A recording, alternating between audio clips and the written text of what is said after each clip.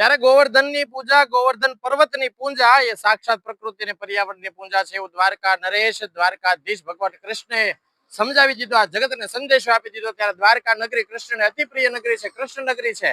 એ દ્વારકાની અંદર આ વૃક્ષો વાવેલા આપ જોઈ શકો છો, હજારો વૃક્ષો અહીં અડીખમ ઉભા છે. દ્વારકા નગર સેવા સદનની સામે દરિયાકાંઠાનો આ વિસ્તાર છે અને સદભાવના વૃદ્ધાશ્રમ દ્વારા વવાયેલા હજારો વૃક્ષો, આ વડલાના વૃક્ષો વાવવામાં આવ્યા છે. વડલા એ સાક્ષાત રૂખડા છે બાપા, એક એક રૂખડા દ્વારકા નગરીની અંદર ઉભા છે.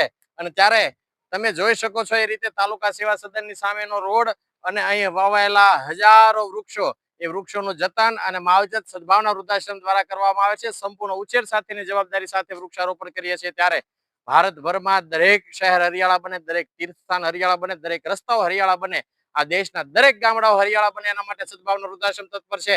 દ્વારકાધીશના ચરણે પ્રાર્થના કરીએ સદભાવના વૃદ્ધાશ્રમનો ભારતભરમાં 150 કરોડ વૃક્ષો વાવવાનો સંકલ્પ જલ્દીથી પરિપૂર્ણ થાય. દેશનો દરેક નાગરિક આ અભિયાનમાં જોડાય એવી દ્વારકાધીશના ચરણોમાં પ્રાર્થના સાથે